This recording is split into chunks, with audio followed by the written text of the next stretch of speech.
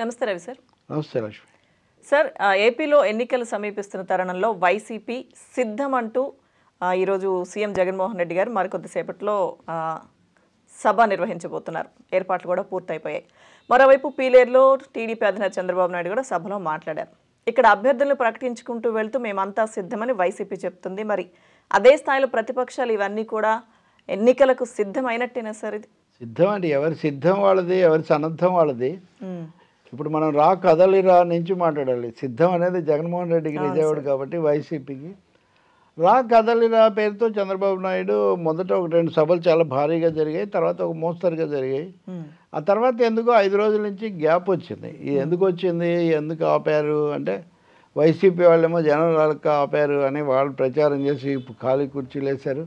ఈ 2 శిబిరాలు వాళ్ళ సభలు జరిగితే వీళ్ళు జరిగితే వాళ్ళు ఖాళీ కుర్చీలు వేసేదో చెప్తూ ఉంటారు కదా. బట్ కాదు, సభలకు బాగానే వస్తున్నారు అనే ఒక అభిప్రాయం కలుగుతుంది చూస్తే కూడా. సహజంగా ప్రతిపక్షానికి ప్రభుత్వం మీద ఉన్న అసంతృప్తి దానికి. రెండవది, తెలుగుదేశం పార్టీలో కూడా ఇప్పుడు అభ్యర్థులుగా ఉన్నవాడు వాళ్ళందరూ సమీకరణలు చేస్తారు, వాళ్ళకు కోటాలు కూడా ఇస్తారు కదా. సో ఆ సభ పీలేరు అంటే చంద్రబాబు నాయుడు సొంత జిల్లా ఇదంతా కూడా ఉంది. ఇప్పుడు 3 నెలలుగా అయ్యాయి అనుకోండి, ఇప్పుడు అన్నమయ్య జిల్లా అనుకుంటా. కాబట్టి ఆయన ఈరోజు మాట్లాడారు. ఈ సభ కూడా బాగానే ఉంది. బట్ తీవ్ర స్థాయిలోనే ఆయన దాడి చేశారు ప్రభుత్వం మీద. అందులో ముఖ్యమైనది కౌంట్ డౌన్ అయిపోయింది. ఇంకా ఈ ప్రభుత్వానికి 84 రోజులు ఎన్నో ఉన్నాయి, 87 లెక్క పెట్టుకోండి మీరు. దాదాపు బహుశా ప్రతిరోజు ఆ డేట్ అది ప్రకటిస్తుంటారేమో. మామూలు గడియారం పక్కన లేకపోతే టీవీలో ఒక పక్కన వేస్తున్నారు క్లిక్కింగ్ క్లాక్ లాగా. ఆయన దాడి తీవ్రంగా చేసింది ఏంటంటే ముఖ్యంగా అక్కడేమో చిత్తూరు కాబట్టి మంత్రి రోజా మీద, అంతకంటే తన చిరకాల యువకాల ప్రత్యర్థి పెద్దిరెడ్డి రామచంద్రారెడ్డి మీద చేశారు. సహజంగా అక్కడ పూర్తి ఆధిపత్యము అన్నీ పెద్దిరెడ్డి రామచంద్రారెడ్డి ఆయన ఆధ్వర్యంలో జరుగుతుంటాయి కాబట్టి చంద్రబాబును అక్కడెక్కడ కుప్పంలో అసలు రానివ్వకూడదని రామచంద్రారెడ్డి పెద్దిరెడ్డి పూర్తి శక్తి సామర్థ్యాలు శక్తియుక్తులు పెట్టి పనిచేస్తున్నారనే అభిప్రాయం కూడా అందరిలో రాజకీయ వర్గాల్లో ఉంది. సో ఆయన మీద చాలా ఫోకస్ పెట్టారు, అన్నీ కూడా ఆయనే దోచుకుంటున్నాడని. తర్వాత పథకాలు వీటికి కంపారిజన్ చేసి మేము ఇన్ని వేల కోట్లు పెట్టాం, 12,000 కోట్లు ఎన్నో ప్రాజెక్టులకు, జగన్ అసలేమీ పెట్టలేదు అనేది అదొకటి కూడా ఆయన చేశారు. అంటే తీవ్ర విమర్శలను ముఖ్యంగా కేంద్రీకరించారు. మూడోది సంక్షేమ పథకాలు. ఇప్పుడు ఈ ప్రభుత్వం సంక్షేమ పథకాలు అన్నీ పంచిపెట్టడం తప్ప ఏం చేయట్లేదని కదా. కానీ తమ సంక్షేమ పథకాలు వీటిలో చాలా వాటిని నేనే ప్రారంభించాను, డ్వాక్రా గ్రూపులు ఇట్లాంటివి చెప్తూ 3 సిలిండర్లు ఉచిత బస్సు ప్రయాణం అంటే ఇది కొత్త మహిళలను ఆకట్టుకునేటటువంటి కొత్త స్లోగన్స్ చంద్రబాబు తెచ్చుకుంటున్నాడు అనుకోవాలి. ఇంకోటి, ఇది ఒక విధంగా తెలంగాణ ఎన్నికల్లో కాంగ్రెస్ పార్టీ రేవంత్ రెడ్డి ప్రధానంగా ప్రయోగించిన అస్త్రాలు కూడా. మరి 14 ఏళ్ళు పాలించిన ముఖ్యమంత్రి కదా, కొత్త వాళ్ళు అయితే వేరే విషయం. కానీ మరి ఎప్పుడు బస్సుల్లో ఫ్రీ కాదు కదా, బస్ ఛార్జీలు ఆ సమస్యలు కూడా ఉంటూ ఉండేవి. ఏదైనా ఈ సమయంలో ఢిల్లీ ఆ తర్వాత తమిళనాడు ఇట్లాంటి అనుభవాల తర్వాత మహిళలకు ఉచిత బస్సు ప్రయాణం అన్నది బాగా ఆకట్టుకునే అంశం అని చంద్రబాబు నాయుడు గుర్తించినట్టు కనిపిస్తుంది. సిలిండర్ల విషయం కూడా, సిలిండర్ల రేటు కూడా ఇప్పుడు ఇక్కడ రేటు తగ్గిస్తామన్నారు. అది ఎప్పుడు ఎలా అమల్లోకి వస్తుందో తెలియదు. కానీ ఉమెన్ ఓరియంటేషన్ అనేది ఆయన ప్రసంగంలో చేసిన హామీలు వీటన్నిటిలో కూడా మనకు స్పష్టంగా కనిపిస్తుంది. ఇంకా ఇంకోటి ఏంటంటే కాన్ఫిడెన్స్ నింపటం. ఈ ప్రభుత్వం ముఖ్యంగా దాడులు ఇవన్నీ కూడా ఎక్కువగా చేస్తుంది. అంతకుముందు కేసులు అక్కడే కదా, అంగళ్ళు తర్వాత పుంగనూరు ఆ కేసులు. సో ఈ కేసులు వీటికి కాదని గట్టిగా నిలబడాలి, ఎన్ని రోజులు ఉంటుంది అని పోలీసుల మీద డైలాగులు ఇవన్నీ ఇట్లాంటివన్నీ కూడా వేశారు. మొత్తం మీద ఈరోజు వాస్తవంగా ఉమ్మడి ప్రణాళిక ఇట్లాంటివి ఏవో వస్తాయన్నారు. దాని బదులు ఈ ప్రచారాన్ని తీవ్రం చేయటం అన్న దాని మీద చంద్రబాబు కేంద్రీకరించినట్టు కనిపిస్తుంది. జోష్ నింపడం అంటారు చూడండి, తెలుగుదేశం కార్యకర్తల్లో ఓటర్లలో జోష్ నింపటం. ఈ తెలుగుదేశం కార్యక్రమంగానే జరుగుతుంది. అంటే తెలుగుదేశం జనసేన పొత్తులో ఉన్నప్పటికీ ఒక విధంగా ఇవి ఎన్నికల ప్రచార సభలు. ఎందుకంటే ఇక 2 నెలల్లో ఎన్నికలు వస్తున్నాయంటే అన్ని చోట్ల సభలు పెట్టే అవకాశం మళ్ళీ రావచ్చు, రాకపోవచ్చు, కొన్ని చోట్లకు వెళ్ళలేకపోవచ్చు కొన్ని నాయకులు. కానీ సభలు మటుకు ఎవరికి వాళ్ళే జరుపుకుంటున్నారు.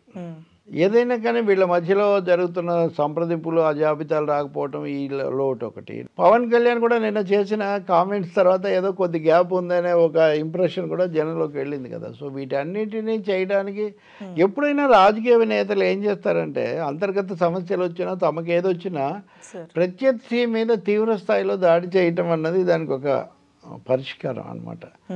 ఇంకా తప్పకుండా అవన్నీ మాట్లాడాక అందరినీ యూనిఫై చేస్తుంది ఒకటి, అవతరాలకు నెగిటివ్స్ ఇది కూడా వెళ్తుంది అన్నట్టు. సో ఇక్కడ పీలేరు సభలో మాట్లాడుతున్నప్పుడు ఆయన టార్గెట్ పెద్దిరెడ్డి రామచంద్రారెడ్డి. వీళ్ళిద్దరు యూనివర్సిటీ రోజుల నుంచి వ్యతిరేకులనే కాకుండా ఇప్పుడు జగన్కు ఒక ప్రధానమైన మద్దతుదారుగా ఆర్థిక వనరులన్నీ పెట్టుకొని ఉన్నది. రెండవది రాయలసీమ జిల్లాలో కడప, చిత్తూరు పాత జిల్లాలు వాటిని ఇన్ఫ్లుయెన్స్ చేస్తుంది ఎక్కువ పెద్దిరెడ్డి. అందుకనే ఈరోజు చంద్రబాబు నాయుడు ఆయన పాపాల పెద్దిరెడ్డి అని ఒక ఇది ఆయనకు ఒక పేరు కూడా పెట్టాడు. రెండవది నా దయాదాక్షిణ్యాలు లేకపోతే నువ్వు ఇక్కడికి వచ్చేవాడివే కాదు, ప్రతి దశలో కూడా నేను నిన్ను కాపాడుతూ వచ్చాను ఈ ఆరోపణలు. అంటే ఒక విధంగా ఇవి ఏంటంటే సవాళ్ళు లాంటివి అంతే కదా. ఈయన అన్న మరుక్షణం మళ్ళీ ఆయన ఏదో ఒక భాషలో ఆ శిబిరం నుంచి ఏదో ఒకటి వస్తుంది, ఇంత చేస్తే మాకే సెక్యూరిటీ లేకుండా చేశారని ఒకటి. సో జగన్ ప్రభుత్వం మీద జనరల్గా చేసే విమర్శలు ఇతర చోట్ల చేసేవన్నీ చేయటమే కాకుండా ఇక్కడ పెద్దిరెడ్డి రామచంద్రారెడ్డి ఒక ప్రధానమైన టార్గెట్గా ఆయనను ఛాలెంజ్ చేయకపోతే అక్కడ తెలుగుదేశం నాయకులకు, అభ్యర్థులకు, ఓటర్లకు కూడా కాన్ఫిడెన్స్ రానటువంటి పరిస్థితి. అందుకనే ఆయన ఈ ప్రసంగంలో చేసిన ప్రతి రెఫరెన్స్ కూడా కొంత కసరత్తు చేసి తయారు చేసుకుందని చెప్పాలి. సహజంగా రోజా మీద కూడా రోజా పెద్దిరెడ్డి నిజానికి వేరు వేరు శిబిరాలు వైసీపీలో, కానీ చంద్రబాబుకు సంబంధించినంత వరకు ఇద్దరు ప్రత్యర్థులే కదా. సో రోజా కూడా తెలుగుదేశంలో కూడా ఉండొచ్చింది ఆమె, కాబట్టి ఆమె మీద కూడా ఎక్కువ పెట్టారు. ఇంకా ఇతరమైనవి చాలా మాట్లాడారు. రాయలసీమ ఇక్కడ ఇవన్నీ కూడా పెట్టి ఈ మెసేజ్ కన్వే చేయమనేది ఆయన ఉద్దేశం. కింది వాళ్లకు, తన వాళ్లకు వీటిని ఇంకా పెంచుతూ పోతారు. రాను ఈ సభలు జరిగే కొద్దీ వైసీపీ మీద, ప్రభుత్వం మీద దాడి తీవ్రంగానే పెంచుతారనేది మనం స్పష్టంగా చెప్పొచ్చు. నిన్న పవన్ మాట్లాడిన దాని ప్రభావం కావచ్చు, ఈరోజు తాము జనసేన రెండూ కలిసి కురుక్షేత్రంలోకి రావడానికి సిద్ధంగా ఉన్నాయి అని. సో సిద్ధం అనే పేరేం పెట్టలేదు, కానీ కురుక్షేత్రం అది జగన్కి వదిలేసిన కురుక్షేత్ర యుద్ధానికి అని పదే పదే వాడుతున్నారు ఈ మధ్య. నిజంగానే ఏపీ ఎన్నికలు కురుక్షేత్ర యుద్ధాన్ని తలపించబోతున్నాయి ఈసారి అనేది స్పష్టమే. ఇదే సమయంలో మీరు నిన్న ఆయన కొంతమందిని పార్టీలో చేర్చుకోవడం కూడా గమనిస్తే, ఒక కొలికిపూడి శ్రీనివాసరావు అంటే ఎట్లాగో ఆ పార్టీకి చేరడం ఇప్పుడు జరిగినా ఎప్పటి నుంచో తన మద్దతు అది తన గొంతు వినిపిస్తూనే ఉన్నారు. కడప వీరశివారెడ్డి ఇట్లా అంటే కొంచెం రాయలసీమ టచ్ కూడా ఉంది ఈ ప్రసంగంలో కూడా ఉంది. కాబట్టి రాయలసీమలోనే బిట్టర్ స్ట్రగుల్ జరుగుతుంది. రాయలసీమలో వైసీపీకి గతంలో ఇంకా దాదాపు తుడిచిపెట్టినంత పరిస్థితి అయింది చిత్తూరు జిల్లాతో సహా. చంద్రబాబు నాయుడు ముందుగా రాయలసీమ జిల్లాలు పూర్తి చేసుకోవటం కూడా ఒక వ్యూహం అది. అంటే ఇక్కడ పూర్తి చేసుకొని కోస్తా జిల్లాలకు వచ్చేసాడంటే ఇంకా ఎక్కువ రోజులు అక్కడ అవకాశాలు కూడా ఎక్కువగా ఉంటాయనే ఉద్దేశం కావచ్చు.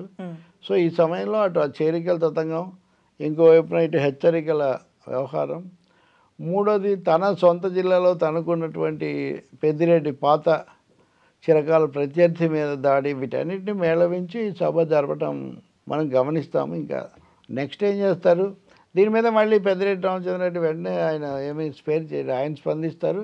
అంతేకాకుండా చాలామంది ఉంటారు అక్కడ.